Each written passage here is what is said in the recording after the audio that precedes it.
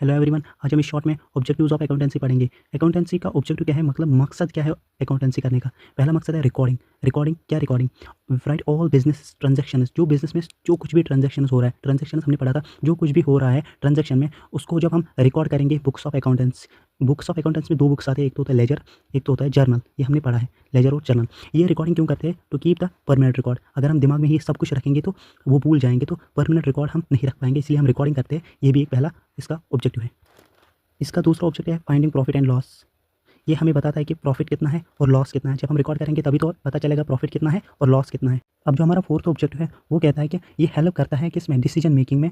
किसको? Help the proprietor को ही owner बोलते हैं, कि ये ओनर को पता है कि हाँ, आपको फ्यूचर में कौन से एक्शंस करने हैं। जैसे हमने अकाउंटेंसी की कि हमारा जो समोसे का बिज़नेस है वो 50,000 में हमने समोसे बेच दिए। सेल्स का मतलब हमने बेच दी।